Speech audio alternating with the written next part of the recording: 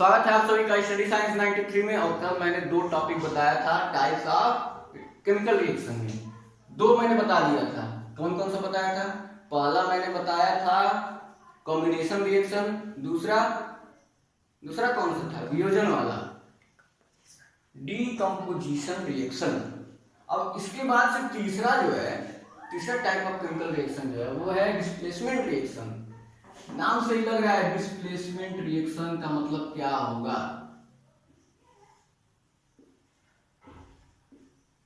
Displacement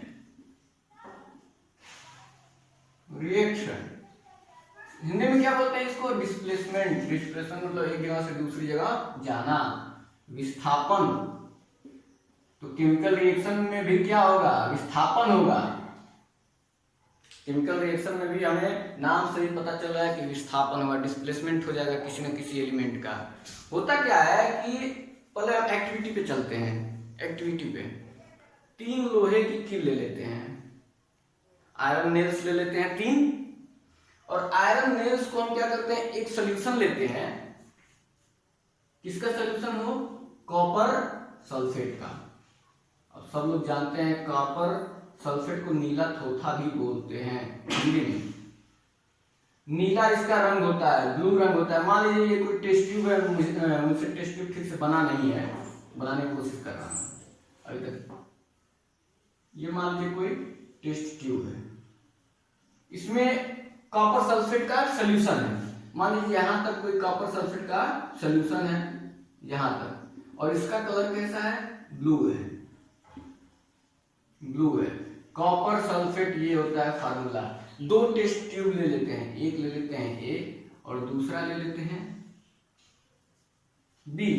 ये भी मान लीजिए यहां तक फुल है। इसका भी कलर क्या है? ब्लू है।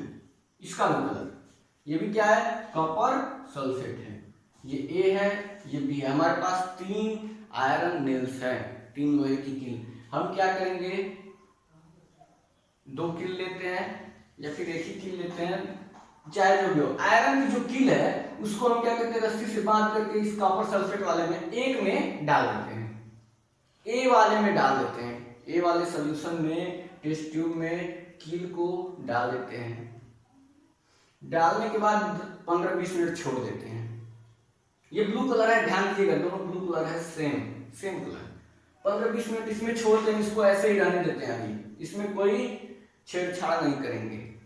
अब 20 मिनट बाद जब लोहे की कील निकालते हैं तो होता क्या है? प्रैक्टिकली आप लोग देखेंगे, होता क्या है कि जो ब्लू कलर है वो थोड़ा सा डिस्कलर हो जाता है।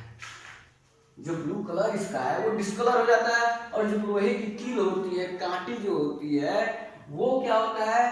पहले तो थोड़ा व्हाइट कलर का होता है, जो आयरन नेल्स होता है थोड़ा व्हाइट टाइप का होता है। अब जब उसको इसमें से निकालेंगे तो वो ब्राउन कलर का हो जाएगा, कलर उसका चेंज हो जाता है थोड़ा सा। एक्चुअल में होता क्या है?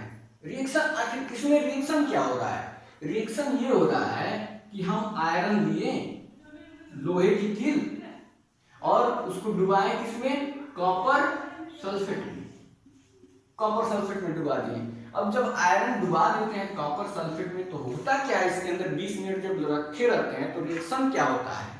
रिएक्शन ये होता है कि जो आयरन है, आयरन फेरस, ये क्या करता है? ये इसको डिस्प्लेस कर देता है, मतलब इसको विस्थापित कर देता है। कॉपर को हटा देता है और अपने जाकर के खड़ा हो जाता है, और बन क्या जाता है? तब FeSO4 बन जाता है। और कॉपर क्या है? कॉपर को हटा दिया तो कॉपर बेचारा बाहर पड़ा रहता है। ये हो जाता है रिएक्शन। इसमें क्या हो रहा है? दिख रहा है, साफ दिख रहा है कि जो आयरन है वो इसको डिस्प्लेस कर दे रहा है। इसको क्या कर रहा है? डिस्प्लेस कर दे रहा है, अपनी जगह से मतलब अपने स्थान से हटा दे रहा है।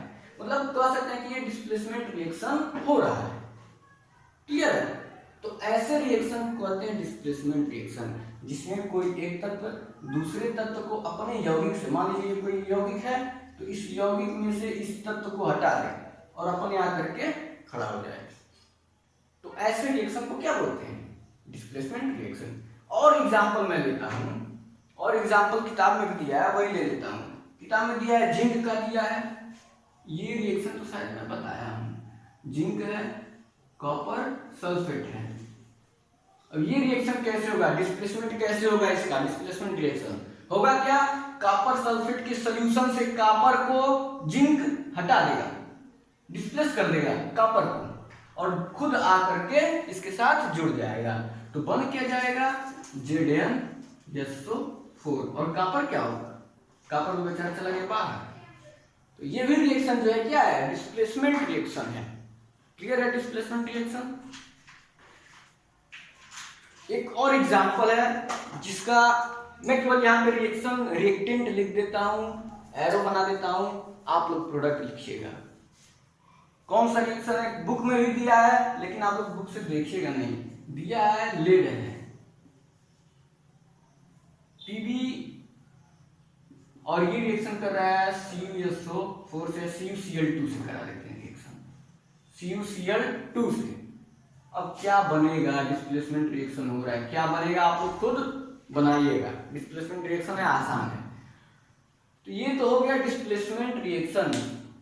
अब ये बताइए, ये नहीं बताइए, मैं बता रहा हूँ, क्योंकि जो बताने वाली चीज है वो आगे आएगा, इंटर में आएगा या हाई स्कूल में ही है, विद्युत रासायनिक सीरीज, इलेक्ट्रोकेमिकल सीरीज अगर है चैप्टर, तो उसमें बताया जाएगा कि क्यों जिंक इसको हटा देता है, Pb इसको हटा देता है, कॉपर ऐसे ही क्यों नहीं रह पाता, क्योंकि ये जो है ज्यादा रिएक्टिव होता है। जिंक और ये जिंक हो गया, लेड हो गया, आयरन हो गया, ये सारे जो एलिमेंट्स हैं वो कॉपर से ज्यादा रिएक्टिव होते हैं, कॉपर से मजबूत होते हैं। ठीक, कॉपर से ज्यादा रिएक्टिव होते हैं, मजबूत होते हैं, कॉपर को हटा देते हैं और अपने जाकर के खड़े हो जाते हैं। इसीलिए यहाँ पे जिंक जो है इसको डिस्प्लेस करके यहाँ चलाया जाता है। क्यों? क्योंकि ये जो सारे एलिमेंट है वो कॉपर से ज्यादा रिएक्टिव होते हैं। अब क्यों होते हैं, कैसे हम बताएंगे कि कॉपर से रिएक्टिव होते हैं, कौन कौन रिएक्टिव ज्यादा होता है, कौन कम होता है, ये सारी चीजें इलेक्ट्रोकेमिकल सीरीज में आएगा। और अगर इस चैप्टर में होगा तो ठीक है, नहीं तो फिर इंटर में तो है। तो डिस्प्लेसमेंट रिएक्शन हो गया क्लियर। डिस्प्लेसमेंट रिएक्शन के बाद अगला जो टाइप है वो है इसी से मिलता जुलता, इसी से मिलता जुलता है, उसका नाम है डबल डिस्प्लेसमेंट रिएक्शन। यही लिख दे रहा हूं मैं, double displacement reaction, double displacement reaction, यह है चौथा टाइप। अभी तक मैंने डिस्प्लेसमेंट, द्विविस्थापन, अभी तक हम लोगों ने डिस्प्लेसमेंट पढ़ा, विस्थापन, अब द्विविस्थापन। द्विविस्थापन मतलब क्या है कि दो एलिमेंट्स आपस में अदला बदली करेंगे, एक दूसरे की जगह पे विस्थापित हो जाएगा और जिसकी जगह पे विस्थापित होगा वो निकल करके पहले वाले की जगह पे विस्थापित हो जाएगा, तो वो होता है द्विविस्थापन, डबल डिस्प्लेसमेंट। एक डिस्प्लेसमेंट हुआ, दूसरे की जगह गया, तो दूसरा वाला डिस्प्लेस होकर के पहले वाले की जगह गया, तो ये क्या होता है, ऐसे रिएक्शन को क्या बोलते हैं, डबल डिस्प्लेसमेंट रिएक्शन। एग्जाम्पल के लिए मैं बता रहा हूं, एग्जाम्पल किताब से देख लेते हैं। हाँ वही, एक मैंने दिया था आप लोगों को बैलेंस करने के लिए केमिकल इक्वेशन, होमवर्क वाला, याद होगा तो आपको, Na2SO4 और इसके साथ था BaCl2, याद आ रहा होगा। ये मैंने होमवर्क दिया था बैलेंस करने के लिए। बना क्या था, अब देखिए डबल डिस्प्लेसमेंट हो रहा है, डबल डिस्प्लेसमेंट। आप खुद सोचिए कौन कहां से डिस्प्लेस होगा, थोड़ा सोचिए। डिस्प्लेसमेंट मैं बता चुका हूं, तो डबल डिस्प्लेसमेंट आप खुद सोच सकते हैं। होगा क्या, डबल डिस्प्लेसमेंट में बेरियम जो है वो अपना जगह छोड़ करके डिस्प्लेस होकर के इधर कहीं आएगा सोडियम के पास, और सोडियम जो है वो अपना जगह छोड़ करके क्लोरीन के पास आएगा, तभी ना डबल डिस्प्लेसमेंट। ये आया यहां और ये आया यहां, ये डिस्प्लेसमेंट इधर, इसका डिस्प्लेसमेंट इधर, हो गया डबल डिस्प्लेसमेंट। बनेगा क्या, बन जाएगा BaSO4 और क्या बनेगा NaCl, और मैंने बैलेंस करना आप लोगों को सिखा दिया है, 2NaCl हो जाएगा।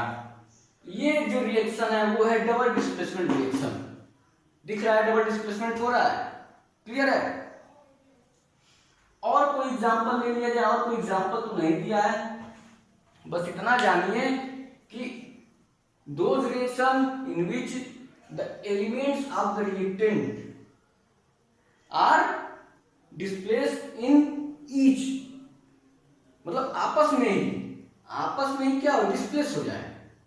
रिएक्टेंट जो है, रिएक्टेंट के जो एलिमेंट है आपस में एक दूसरे से डिस्प्लेस हो जाए, तो ऐसे रिएक्शन को क्या बोलते हैं, डबल डिस्प्लेसमेंट रिएक्शन। एग्जांपल हो गया ये। और एग्जांपल आपको लेना है तो थोड़ा मुझे भी सोचना पड़ेगा। ZnSO4 ले लेते हैं, और क्या ले लेते हैं, कोई और रिएक्शन देखते हैं। और कोई रिएक्शन दिख नहीं रहा है इसमें किताब में, लेकिन NaCl AgNO3, अगर हम यही ले लें AgNO3 और NaCl, अब इसमें डबल डिस्प्लेसमेंट रिएक्शन कैसे होगा क्या, Ag चला जाएगा Cl के पास, Na आ जाएगा इसके पास, होगा क्या, NaNO3 बनेगा, ये आ गया यहाँ पे, डबल डिस्प्लेसमेंट की बात कर रहे हैं, और Ag चला जाएगा इसके पास, और क्या बन जाएगा AgCl, हो गया ना डबल डिस्प्लेसमेंट रिएक्शन। एक और एग्जांपल आप लोग देखिए, ये तो सबको याद है एग्जांपल, मैंने अब तक जितना भी बताया है मुझे लगता है सारे रिएक्शंस का एग्जांपल आप लोगों को याद हो चुका होगा। कम से कम 5-6 रिएक्शन है, 5-6 रिएक्शन इतनी बार मैंने बताया है कि आप लोग रट लिए होंगे। 3 वीडियो हो चुका है, 4था वीडियो है, इतने में तो कितना रिएक्शन लोग रट लेंगे। इसके बाद से अगला जो टॉपिक है, अगला जो टाइप ऑफ रिएक्शन है उसको बोलते हैं ऑक्सीडेशन एंड रिडक्शन। इसको साफ करते हैं, ऑक्सीडेशन एंड रिडक्शन हिंदी में क्या बोलते हैं, उपचयन और अपचयन, बड़े बड़े नाम है इसके, सारे नाम आज बता देगा मैं यही के, oxidation and reduction, oxidation and reduction reaction, ये एक है। ऑक्सीडेशन को बोलते हैं उपचयन, सब नाम जान लीजिए, कोई पूछ दे उपचयन अभिक्रिया क्या होता है, आपको आता रहेगा, फिर भी अगर आप नाम नहीं सुने हैं तो नहीं बता पाएंगे। ऐसा मेरे साथ भी हुआ है, मैं BSc में था, फर्स्ट ईयर में हिंदी मीडियम से पढ़ के गया था, इंग्लिश मीडियम में मुझसे पूछा गया कि रिडक्शन रिएक्शन क्या होता है, मुझे तो पता था अपचयन अभिक्रिया, मैंने कभी रिडक्शन के बारे में सुना ही नहीं, तो अपचयन कोई पूछता तो मैं बता देता तुरंत, लेकिन जब मुझसे रिडक्शन पूछा गया तो मुझे पता ही नहीं था। बाद में जब दूसरे लड़के ने हाथ खड़ा किया और वो बताया तो डिफिनेशन सुन के मुझे पता चला कि वो तो अपचयन अभिक्रिया कोई तो बता रहा है रिडक्शन रिएक्शन। तो इसलिए नाम तो आपको याद होना चाहिए, हिंदी में भी इंग्लिश में भी, चाहे जितने भी नाम हो उसके नाम याद रखिए, नाम याद है तो उसके बारे में तो पता रहेगा ही। तो ऑक्सीडेशन को क्या बोलते हैं, उपचयन अभिक्रिया। एक और नाम है इसका ऑक्सीकरण, और क्या बोलते हैं, ऑक्सीकरण अभिक्रिया। रिडक्शन को क्या बोलते हैं, अपचयन बोलते हैं, अपचयन अभिक्रिया, उपचयन अपचयन, या फिर ये थोड़ा सा कंफ्यूजन लगता है, उपचयन अपचयन, लोग अक्सर ऑक्सीकरण और अपचयन बोलते हैं, ऑक्सीडेशन से ऑक्सीकरण, रिडक्शन से अपचयन। दोनों को मिला करके अगर kiसी अभिक्रिया में दोनों हो रहा है, दोनों को ज्वाइंट रूप से क्या बोलते हैं, दोनों को ज्वाइंट रूप से बोलते हैं रेडॉक्स अभिक्रिया। दोनों को मिला के अभी बताऊंगा मैं कैसे रेडॉक्स अभिक्रिया, रेडॉक्स रिएक्शन बोलते हैं दोनों को मिक्स करके। पहले तो बारी बारी जान ले आप लोग ऑक्सीडेशन और रिडक्शन क्या होता है। सबसे पहले चलते हैं ऑक्सीडेशन पे। ऑक्सीडेशन पहचानने का तरीका बहुत ही आसान है, नाम अगर याद है तो ऑक्सीडेशन रिएक्शन आप लोग जान जाएंगे। ऑक्सीडेशन में होता क्या है, ऑक्सीडेशन नाम पहले नाम सुनिए, ऑक्सीडेशन ऑक्सीडेशन ऑक्सीडेशन मतलब ऑक्सीजन, ऑक्सीडेशन ऑक्सीजन। मतलब किसी अभिक्रिया में अगर ऑक्सीजन जुड़ रहा है, ऑक्सीजन जुड़ रहा है तो एडिंग ऑफ ऑक्सीजन, अगर ऑक्सीजन जुड़ रहा है किसी अभिक्रिया में तो उसको बोलेंगे ऑक्सीडेशन रिडक्शन। ऑक्सीडेशन रिएक्शन नाम से लग रहा है ना, ऑक्सीडेशन मतलब ऑक्सीजन का जुड़ना, ऑक्सीडेशन मतलब ऑक्सीजन का जुड़ना। रिडक्शन का मतलब क्या होता है, आप यही पहले समझ लीजिए। रिडक्शन, रिडक्शन का मतलब होता है इसमें क्या है, ऑक्सीजन का जुड़ना, तो रिडक्शन इसका उल्टा होगा, ऑक्सीजन का निकलना, रिलीज ऑफ ऑक्सीजन। क्या है, रिलीज ऑफ ऑक्सीजन, ऑक्सीजन का निकलना, रिडक्शन हो गया। बस इतना याद रखें, ऑक्सीडेशन मतलब ऑक्सीजन का जुड़ना, तो रिडक्शन का तो उल्टा हो जाएगा।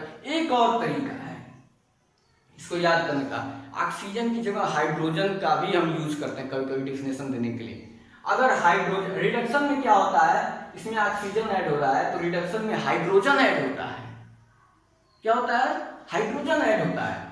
रिडक्शन में adding of hydrogen, adding of क्या होता है, हाइड्रोजन। तो ऑक्सीडेशन में क्या होगा, ऑक्सीडेशन में क्या होगा, remove, release, release of hydrogen, ये हो गया ऑक्सीडेशन रिडक्शन। अब दिमाग में इतना पढ़ लिया, अब दिमाग में सोचिए, ऑक्सीडेशन केवल एक हम पकड़ के चलते हैं, ऑक्सीडेशन मतलब ऑक्सीजन का जुड़ना या फिर हाइड्रोजन का निकलना। ऑक्सीडेशन ऑक्सीजन जुड़ना और हाइड्रोजन निकलना। रिडक्शन का मतलब उसी का उल्टा, रिडक्शन में ऑक्सीजन तो जुड़ेगा नहीं, मतलब ऑक्सीजन निकलना, तो ऑक्सीजन निकल रहा है तो हाइड्रोजन क्या होगा, हाइड्रोजन जुड़ना। इतना दिमाग में याद रखिए। अब बताइए आप लोग, ये मैं रिएक्शन लिख रहा हूं ऑक्सीडेशन का है या रिडक्शन का। कॉपर है, ऑक्सीजन से अभिक्रिया किया और बन रहा है CuO, बैलेंस कर दिया मैं। ये रिएक्शन ऑक्सीडेशन का है या रिडक्शन का है, ऑक्सीडेशन का है। क्यों, क्योंकि ऑक्सीजन क्या हो रहा है, जुड़ रहा है। देखिए पहले कॉपर अकेले था, अब क्या हो गया, CuO हो गया, ऑक्सीजन जुड़ गया, ऑक्सीजन जुड़ गया, तो ये रिएक्शन जो है ऑक्सीडेशन का है। यही अगर रिएक्शन उल्टा हम कर देते CuO तो और इस तरह बनता कॉपर और ऑक्सीजन, तो इस रिएक्शन को क्या बोलते हैं। यहाँ पे क्या हो रहा है, यहाँ ऑक्सीजन क्या हुआ, इसमें ऑक्सीजन था लेकिन रिएक्शन में तो ऑक्सीजन निकल गया, ऑक्सीजन का निकलना, ये है ऑक्सीडेशन रिएक्शन। और ये क्या है, रिडक्शन रिएक्शन हो गया, हुआ ना, ऑक्सीजन निकल रहा है, ऑक्सीजन रिलीज हो रहा है, तो और रिडक्शन है। क्लियर है। और एक तरीका हाइड्रोजन वाला एग्जांपल मैं लेकर के बता रहा हूं। हाइड्रोजन का एग्जांपल कौन सा ले लिया जाए, देख लीजिए इसी में CuO, Cu2O वाला ये है, कहां गया, ये तो हो गया ऑक्सीडेशन, ऑक्सीजन जुड़ना, ऑक्सीजन निकलना, रिडक्शन। अब एक और हाइड्रोजन का लेकर के देखते हैं। यदि CuO है O प्लस H2O और ये रिएक्शन हो रहा है, हो क्या रहा है, Cu हाइड्रोजन जुड़ रहा है, H2O बन रहा है, अच्छा H2 है, हाइड्रोजन जुड़ रहा है ना, पानी कहाँ जुड़ रहा है, और बन रहा है Cu और H2O, ये रिएक्शन हो रहा है। क्या ये कैसा रिएक्शन है, ये कैसा रिएक्शन है, हाइड्रोजन क्या हो रहा है, जुड़ रहा है, हाइड्रोजन जुड़ रहा है ऑक्सीजन के साथ, कॉपर निकल जा रहा है, हाइड्रोजन जुड़ रहा है ऑक्सीजन में, तो क्या होगा, रिडक्शन होगा। ये रिडक्शन रिएक्शन है, हाइड्रोजन जुड़ रहा है। और कोई रिएक्शन में ले लूं हाइड्रोजन वाला रिडक्शन का, और कौन सा एग्जांपल ले लिया जाए, जेड, हाँ बहुत ही अच्छा एग्जांपल एक और मिला है, बहुत शानदार एग्जांपल है, ZnO प्लस C। अब आप लोग बताइएगा, कई लोग कंफ्यूज हो जाएंगे, एक और मैं एग्जांपल लेके देखता हूं, एक मैंने एग्जाम्पल आप लोगों को बताया था, पहले ही बता चुका हूं मैं। कार्बन है, ऑक्सीजन से अभिक्रिया कर रहा है, बन रहा है CO2। अब ये रिएक्शन क्या है, ऑक्सीडेशन है या रिडक्शन है? ऑक्सीजन जुड़ रहा है, ऑक्सीडेशन है। क्लियर? चलिए, अब ये रिएक्शन जो है, कुछ ऐसे रिएक्शन होता है जिसमें ऑक्सीडेशन भी होता है, रिडक्शन भी होता है, और दोनों जिसमें होते हैं, ऑक्सीडेशन भी हो, रिडक्शन भी हो, ऐसे अभिक्रिया को क्या बोलते हैं? Redox reaction. मैंने बताया है रेडॉक्स अभिक्रिया। जैसे इसमें देखिए दोनों काम हो रहा है, रिडक्शन भी हो रहा है, ऑक्सीडेशन भी हो रहा है। यहां क्या हो रहा है, कार्बन CuO है, कॉपर ऑक्साइड, यहां से क्या हो रहा है, ऑक्सीजन निकल रहा है, निकल रहा है मतलब इसका क्या हो रहा है, इसका रिडक्शन हो रहा है। इसमें क्या हो रहा है, हाइड्रोजन में ये ऑक्सीजन जुड़ रहा है, मतलब इसमें जुड़ रहा है, तो इसका क्या हो रहा है, ऑक्सीडेशन हो रहा है। मतलब एक ही अभिक्रिया में रिडक्शन भी हो रहा है, ऑक्सीडेशन भी हो रहा है ना। इसका ऑक्सीडेशन हो गया, ये ऑक्सीडाइज होकर के H2O बना, ये ऑक्सीडाइज प्रोडक्ट है, ऑक्सीडाइज्ड प्रोडक्ट, ऑक्सीडाइज प्रोडक्ट है। ये रिड्यूस्ड, ये क्या है, रिड्यूस्ड प्रोडक्ट है, ये रिड्यूस्ड प्रोडक्ट है, मतलब ये रिडक्शन हुआ इसका, ऑक्सीजन निकल गया, ऑक्सीडेशन हुआ इसका। तो ऑक्सीडेशन रिडक्शन दोनों एक ही अभिक्रिया में हो रहा, तो ऐसे अभिक्रिया को क्या बोलते हैं, ऐसे अभिक्रिया को बोलते हैं रेडॉक्स रिएक्शन। क्लियर है? एक और मैं एग्जांपल ले रहा हूं, एक और एग्जांपल रेडॉक्स का।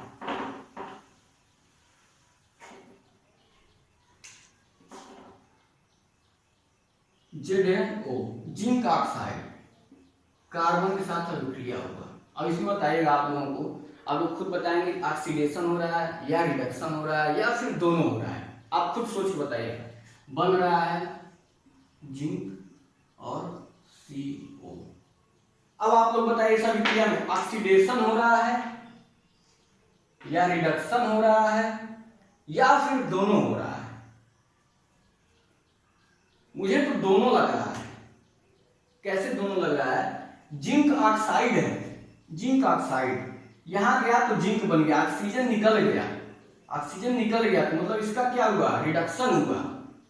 कार्बन अकेले था, प्रोडक्ट में क्या हुआ, ऑक्सीजन जुड़ गया, इसका क्या हुआ, ऑक्सीडेशन हो गया, इसका क्या हुआ, ऑक्सीडेशन हो गया, मतलब कि रिडक्शन भी हो रहा है, ऑक्सीडेशन भी हो रहा है। तो इसको बोलेंगे, ये क्या हो रहा है, इसका रिडक्शन, इसका क्या हो रहा है, ऑक्सीडेशन। दोनों अभिक्रियाएं हो रही हैं, तो ऐसी अभिक्रिया को क्या बोलते हैं, रेडॉक्स अभिक्रिया। तो आप लोगों ने पढ़ लिया ऑक्सीकरण, ऑक्सीडेशन रिएक्शन किसको बोलते हैं, ऑक्सीडेशन रिएक्शन ऑक्सीजन का ऐड होना या फिर हाइड्रोजन का निकलना। रिडक्शन भी पढ़ लिया, क्या होता है, हाइड्रोजन का ऐड होना या ऑक्सीजन का निकलना। रेडॉक्स रिएक्शन क्या होता है ये भी जान लिया। तो ये टाइप था चौथा, जिसे कह रहे थे ऑक्सीडेशन रिडक्शन रिएक्शन। रेडॉक्स को ये भी बोलते हैं ऑक्सीडेशन रिडक्शन रिएक्शन, ऑक्सीडेशन बीच में डैश, रिडक्शन रिएक्शन या फिर रेडॉक्स रिएक्शन। ये तो हो गया ऑक्सीडेशन और रिडक्शन। क्लियर है ये टॉपिक? आसान है, बहुत आसान। इसके बाद से और कुछ बचा है कि नहीं बचा है, मैं देख लेता हूं। ऑक्सीडेशन रिडक्शन हो गया, अपचयन। एक और एग्जांपल दिया हुआ है एक्टिविटी में, जो हमने सबसे पहला एक्टिविटी किया था वो भी आप लोग जान लीजिए। टाइम कितना हुआ है, टाइम अगर बचा है तो जान लीजिए, थोड़ा सा बचा है, टाइम हो जाएगा। हमने बताया था मैग्नीशियम रिबन क्या, मैग्नीशियम रिबन को लेकर के ऑक्सीजन की उपस्थिति में जलाया था, क्या बना था, MgO, यही बना था ना। बैलेंस कर ले, हो गया बैलेंस। अब ये बताइए ऑक्सीडेशन रिएक्शन है या फिर रिडक्शन रिएक्शन है? ऑक्सीडेशन है, ऑक्सीजन जुड़ रहा है, तो ये भी ऑक्सीडेशन रिएक्शन है। तो इसमें कोई कंफ्यूजन नहीं होना चाहिए। अब कुछ एग्जाम्पल है ऑक्सीडेशन रिएक्शन का दैनिक जीवन में, दैनिक जीवन में कुछ एग्जाम्पल है ऑक्सीडेशन रिडक्शन का। पहला एग्जाम्पल दिया है रस्टिंग ऑफ आयरन। एग्जाम्पल दिया है किसी भी चीज पे, आयरन पे नहीं, कोई भी चीज, चांदी ले लें जैसे सिल्वर, उस पे भी क्या होता है, एक रस्ट लग जाता है। या फिर कॉपर ले लें, उस पे भी ग्रीन कलर का रस्ट लग जाता है। तो ये पहला ये दैनिक जीवन में एग्जाम्पल है रस्टिंग, या फिर लिखिए रस्टिंग ऑफ आयरन। होता क्या है कि कोई लोहे की छड़ लेते हैं, पहले जब नया नया खरीदते हैं तो थोड़ा दिखने में अच्छा रहता है, थोड़ा व्हाइट में रहता है, व्हाइट कलर में। छड़ आप लोग देखे ही हैं दुकान पर कैसा रहता है, ग्रीन व्हाइट ब्लू इस टाइप का कुछ रहता है। जब हम खुले में छोड़ देते हैं उसको, ऐसे ही छोड़ दे 1 महीने 2 महीने 3 महीने के लिए, होता क्या है, पानी बारिश हो या फिर ये एटमॉस्फेयर से जो ऑक्सीजन है ये आए, तो ये सब क्या करते हैं, ऑक्सीजन हो गया एटमॉस्फेयर से और वाटर हो गया, ये रिएक्शन करते हैं जो लोहे की छड़ है। और रिएक्शन करके जब देखेंगे 2-3 महीने बाद तो लोहे की छड़ कैसा हो जाता है, ब्राउन कलर का हो जाता है, भूरे रंग की हो जाती है लोहे की छड़। तो ऐसा क्यों होता है, भूरे रंग का क्यों हो जाता है जब लोहे को खुला छोड़ देते हैं? तो बताएंगे कि वो वायुमंडल के ऑक्सीजन और पानी से रिएक्शन कर लेता है, इसलिए भूरे रंग का हो जाता है। और ये जो अभिक्रिया होती है इसको क्या बोलते हैं, रस्टिंग ऑफ आयरन होता है, लोहे पे जंग लगना। ये जो अभिक्रिया कहलाती है लोहे पे जंग लगने की अभिक्रिया है रस्टिंग ऑफ आयरन जिसको बोलते हैं। और क्या बोला जाता है, संक्षारण बोला जाता है, कोरोजन, कोरोजन बोलते हैं इसको, कोरोजन। कोरोजन का एग्जांपल है रस्टिंग ऑफ आयरन। कोरोजन का मतलब यही होता है कि किसी भी आयरन को या फिर किसी भी चीज को खुला छोड़ दिया जाए, कुछ दिनों बाद उस पर रस्ट लग जाए। जैसे मैंने कहा ना कि आयरन के अलावा भी चांदी ले लें या फिर कॉपर ले लें, कॉपर पे ग्रीन कलर का वो परत चढ़ जाता है ऐसे खुला छोड़ दिया जाए तो, या फिर चांदी है तो ब्लैक कलर का परत चढ़ जाता है। अब चांदी हाथ में पहनते हैं ना, पैर में लड़कियां जो चांदी पहनती हैं तो देखते होंगे कुछ दिनों बाद काला हो जाता है। क्यों काला हो जाता है, पानी और वायुमंडल में जो वायु है या फिर ऑक्सीजन है उससे रिएक्शन होता है, इसलिए वो ब्लैक हो जाता है। तो जो अभिक्रिया ये होती है वायुमंडल के साथ चांदी का, कॉपर का, लोहे का, इस अभिक्रिया को बोलते हैं कोरोजन। फिनोमिना को बोलते हैं, अभिक्रिया को नहीं बोलते हैं, इस फिनोमिना को बोलते हैं कोरोजन। तो ये तो हो गया कोरोजन। अब कोरोजन से बचने के उपाय ये मैं नहीं बताऊंगा, आप लोग खोजिएगा, ये आप लोगों का काम है आज का। कोरोजन से कैसे बचा जा सकता है आप लोगों को पता भी होगा, नहीं पता है तो घर पे लोगों से, बड़ों से पूछिएगा कि लोहे पे जंग लगाने से, जंग लग रहा है तो उसको कैसे बचाया जाए, या फिर चांदी है तो उसको कैसे क्या किया जाए कि वो जंग ना लगे, उस पर भी रस्ट ना हो। तो आप लोग ये घर से सोच के आइएगा कि कैसे होता है। एक और एग्जाम्पल दिया है, एक और एग्जाम्पल दिया ऑक्सीडेशन रिडक्शन का। ये ऑक्सीडेशन का एग्जाम्पल कैसे होगा, अभी कुछ बोलेंगे ये तो कोरोजन है, ऑक्सीडेशन का एग्जाम्पल कैसे हो गया? ऑक्सीडेशन का एग्जाम्पल है कि नहीं है, आयरन जो है ऑक्सीजन से अभिक्रिया कर रहा है, ऑक्सीजन जुड़ रहा है, तो ये ऑक्सीडेशन का एग्जाम्पल हो गया। रस्टिंग ऑफ आयरन या कोरोजन किसका एग्जाम्पल है, ऑक्सीडेशन का एग्जाम्पल है। क्लियर है? एक और है एग्जाम्पल दिया हुआ है किताब में, क्या, रेंसिडिटी बोलते हैं इसको, रेंसिडिटी। एक और एग्जाम्पल दिया है इसी का, रेंसिडिटी। क्या होता है रेंसिडिटी, ये सबको पता है, हिंदी में बोलते हैं विकृत गंधिता। हिंदी में क्या बोलते हैं, विकृत गंधिता। क्या होता है मैं बता दे रहा हूं। जैसे कोई अचार सबके घर में है, तेल ऐसे रख दिया जाए, तेल रख दिया जाए, अचार हो या फिर कोई वस्तु, मतलब क्या है, कोई भी लिक्विड टाइप का सामान हो, उसको अगर हम कुछ दिनों तक रख देते हैं वैसे ही तो क्या होता है, बदबू आने लगता है, बदबू, गंधिता, गंध आने लगता है। विकृत मतलब खराब, नाम से लग रहा है, विकृत गंधिता मतलब खराब गंध आने लगता है किसी तेलीय पदार्थ को, या फिर बोल सकते हैं जो ऑयली सब्सटेंस है उसको कुछ देर तक खुला छोड़ दिया जाए 2-4 दिन के लिए, तो क्या होता है, उसमें जो स्मेल है वो थोड़ा बैड स्मेल आने लगता है, बैड स्मेल आने लगता है, थोड़ा अजीब टाइप का स्मेल आने लगता है कुछ दिनों बाद। तो ये जो फिनोमिना होता है इसमें क्या होता है, इसमें भी वायुमंडल से जो है, जो तेल है, तेलीय पदार्थ है, जो ऑयली सब्सटेंस है, वो वायुमंडल से रिएक्शन करने लगता है। ऑक्सीडेशन होने लगता है उसका, और जिसकी वजह से क्या है वो कुछ दिन बाद बदबू करने लगता है। अगर अचार कोई खुला छोड़ देंगे, देखेंगे हमेशा ढक्कन बंद रखते हैं, उसको ही खुला छोड़ दो तो क्या होगा, वो बदबू करने लगेगा। तो ये जो फिनोमेना है कि किसी लिक्विड वाले सब्सटेंस को खुला छोड़ दें, ऑक्सीजन से रिएक्ट करेगा, ऑक्सीडेशन होगा, ये भी एग्जांपल ऑक्सीडेशन का ही। और इस फिनोमेना को क्या बोलते हैं, रेंसिडिटी बोलते हैं। रेंसिडिटी बोलते हैं। आप लोग देखते होंगे तेल खराब हो जाता है रखे रखे, वही रेंसिडिटी है, थोड़ा अजीब महकने लगता है, तो वही रेंसिडिटी है। इससे कैसे बचा जाए, इसे मैं बता दे रहा हूँ, बहुत आसान है। बर्तन को ढक दीजिए, या फिर वैक्यूम बर्तन लीजिए, वैसा क्या हो, वैक्यूम हो, वायु रहित हो, वायु न हो उसमें रखिए। तो ये तो हो गया रेंसिडिटी और कोरोजन, ये दोनों एग्जांपल किसका हो गया, ऑक्सीडेशन का या फिर रिडक्शन का। ये दैनिक जीवन में ऑक्सीडेशन का एग्जांपल हो गया। और कुछ बचा नहीं है, मैंने इस चैप्टर में क्या बता दिया, सब कुछ बता दिया।